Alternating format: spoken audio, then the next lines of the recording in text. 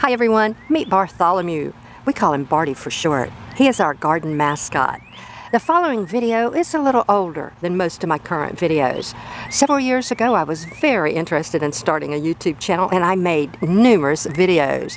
And then my camera broke. My drive on my computer died. I thought I had lost all of the videos, but recently we have been able to retrieve some of the videos. Now they were made with a different camera, different time. The audio might be a little different.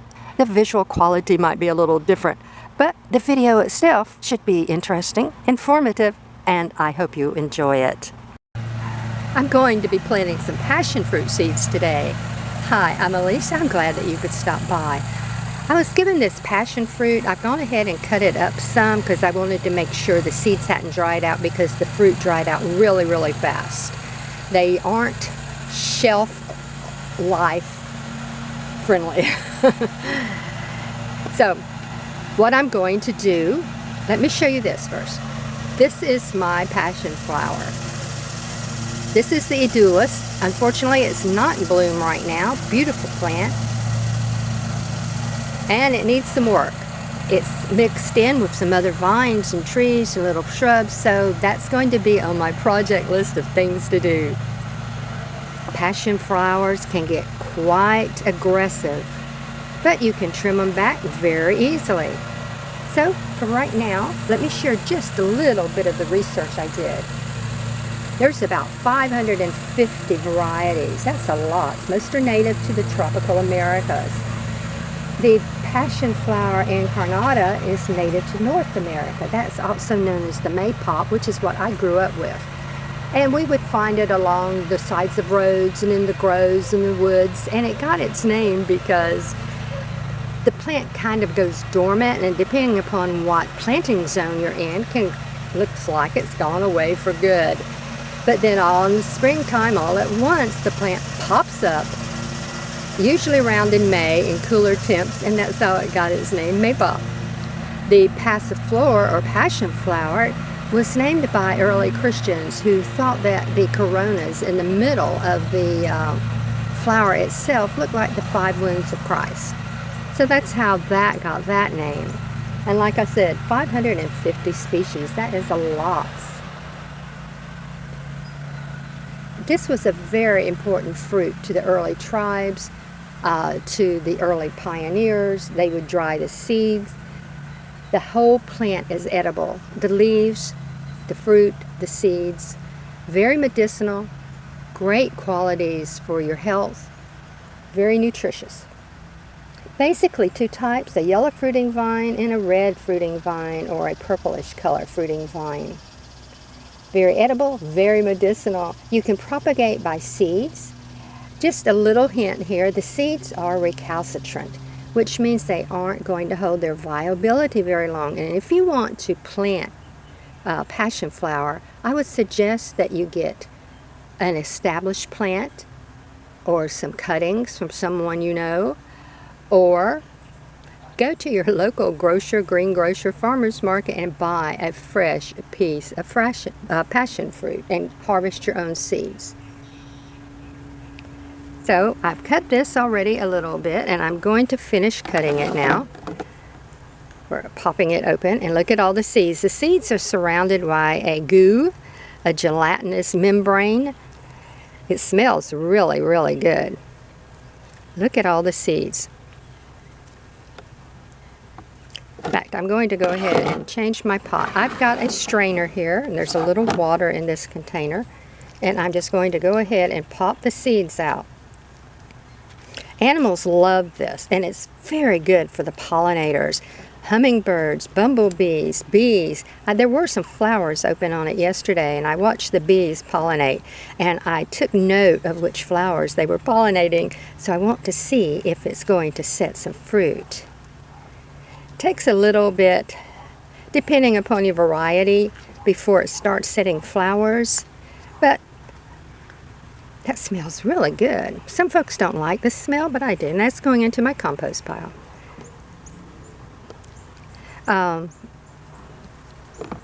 But very good for pollinators. Very, very good for butterflies. I used to have several various types of the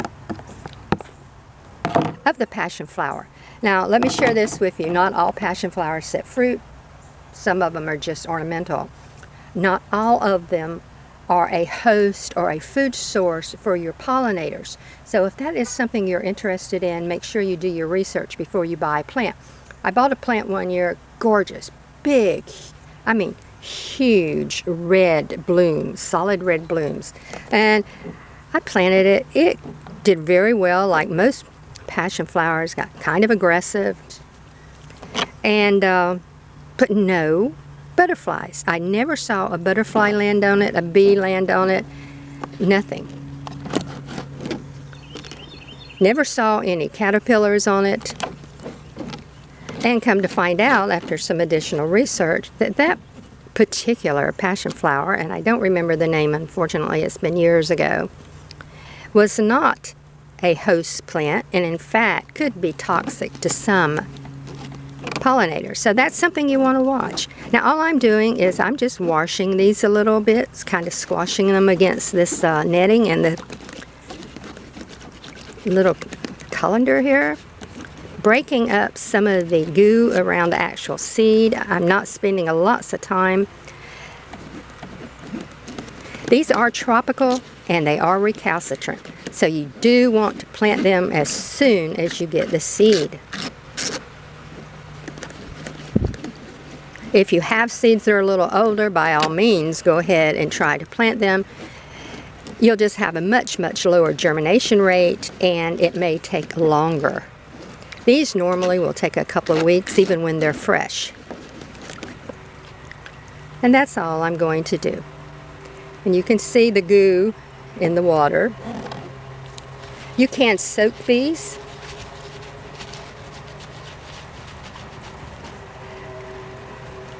This protects the seed some, but not only that, it encourages animals to eat the fruit, because if they eat the fruit and they go around and they do their business and they poop out these seeds, the seeds are ready to germinate by the time they've gone through the animal's digestive system. And as you can see, there are quite a few seeds in a little bitty passion fruit. Different sizes, different colors. Some are herbaceous, some are woody plants. And you could spend a lot of time researching them like I did. And unfortunately, like everything on the web, you're going to get all kind of various stories. Now, this is the water. I'm not going to just toss that out. I'm going to give it to some plants and use it as fertilizer, or I'll dump it right on top. This is one of the leaves, just to show you how big they can get.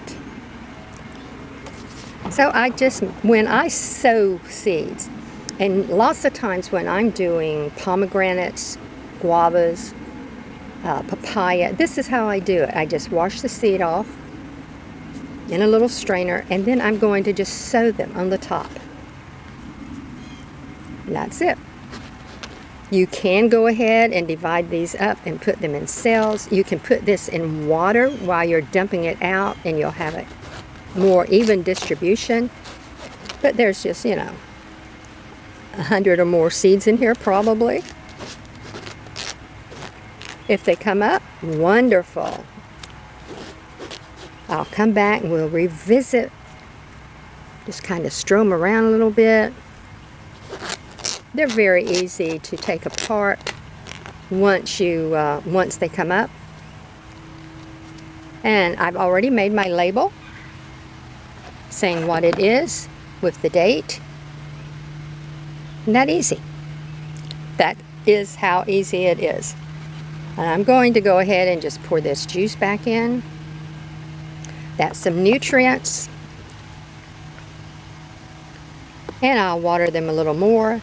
I'll put these in a nice warm place where they can get some sunlight. And we'll come back and visit them when they start popping up. You can also propagate passion flower through cuttings, air layering, and if you can find some rooted cuttings, that would be great because they're ready to go right then. Passionflower can live a year or two, or it can live up to 10 years. Just depends upon the variety, where it's at, how happy it is. Mine's very happy. I just want it to start blooming. We've gone through some drought stress, and now we've gotten rain for a couple of days, and now we're back into dry weather here in Zone 9B. So I hope that soon it breaks out, and I've got lots of work to do. I want to save that vine, and just about everything else in there can go. Believe it or not, there is a hibiscus under there, a hardy hibiscus. There is a small tree. There's another that the purple bleeding heart, which is going to go all together because I planted that many, many years ago.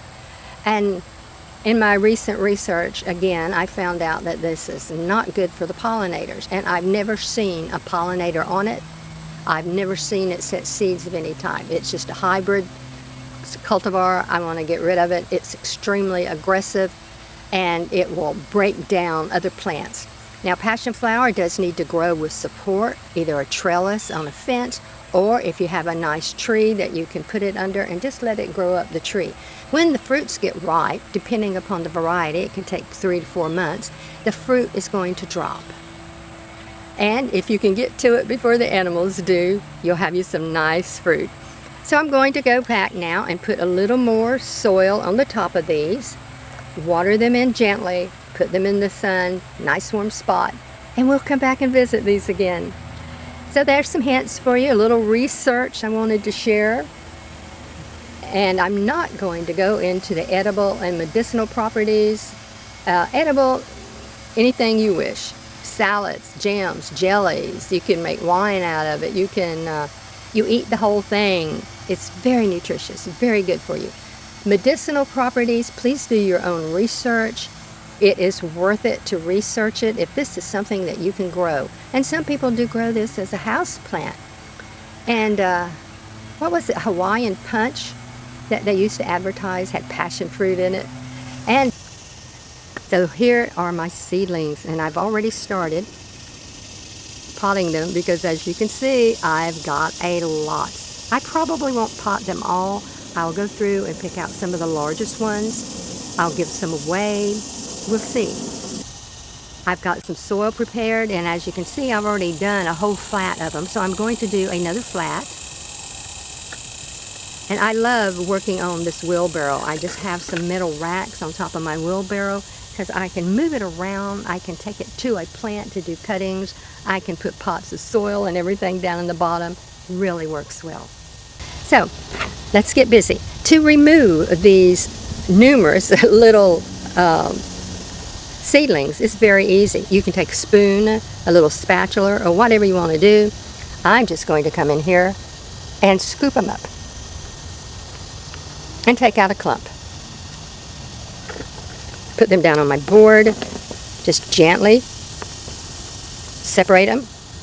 And you don't want to leave them too long when you're sowing them in pots like this. The roots get a little more entangled, the weeds start taking over, and I grow everything outside, so try to handle the stems very gently. And see there, it's a nice root system. I've already put some little holes in here.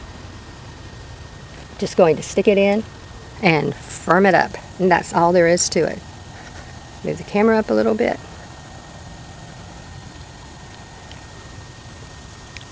If you want to, you can go through, you can lay them all out first.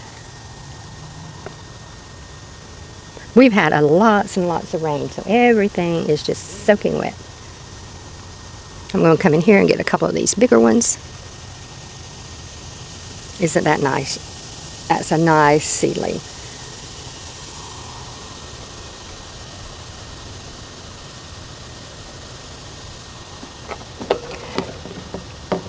The passionflower, passion fruit, makes wonderful, wonderful jams and jellies, cakes, pies.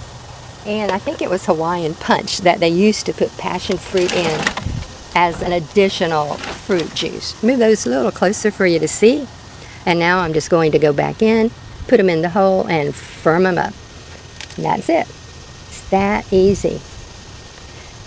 I do plant them just a little bit deeper to give them some support than the root system itself. Does not seem to hurt them. In a week, I will come back and give them a light diluted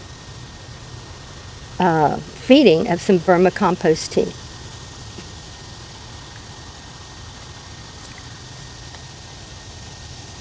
If I need to come back and fill in a little bit more dirt, I can do that. And that's it. How easy. And in just a couple of moments, I fill this whole tray full of nice little seedlings. These will go into indirect light, not out into full sun yet. Full sun will bake them. And I may sell some of them. Maybe I'll have a plant sale in a couple of months and sell some of them. And I still have loads left. All this was from one fruit, just one fruit. You can go ahead and put individual seeds in individual cells. It's up to you. Excuse me. So just to recap, Passionflower, about 550 varieties, native to North America and Southwest. It's can be an annual or perennial. It can be a shrub or a vine. It does need support. It likes full sun. It likes lots of water. It's a great edible for your garden. It was a very important crop to many of the tribes and early pioneers. They would dry the seeds and carry them as a snack or for their food, I guess. There is a yellow fruiting version of this that I would really like to get. And I believe it is the Edulis flavocapa or something like that, if my memory serves. Well, that's a scary thought. To propagate it, the seeds are recalcitrant, which simply means that they don't have a long viability. So if you're ordering seeds offline, make sure you question the seller about how old the seeds are, and it's a seller that you trust. Or go ahead and buy a plant or find a fruit and extract the seeds yourself, wash the seeds and plant them at that time. You can do cuttings, layering, grafting. You can do root division. So you've got some options for your propagation. Edible. Pies, jams, juices, salads. The whole fruit is edible, including the leaves. Often it's mixed with other fruits and juices. The leaves can be eaten raw or cooked and used as vegetables, or you can make tea out of the leaves. That's it. I think I will fill in one more flat and do one more flat of the passion flowers, because I'll give them away. I'll use them for trade and for barter. And like I said, I may have a little plant sale in the fall. I hope you can get out today and plant something and have a fantastic day.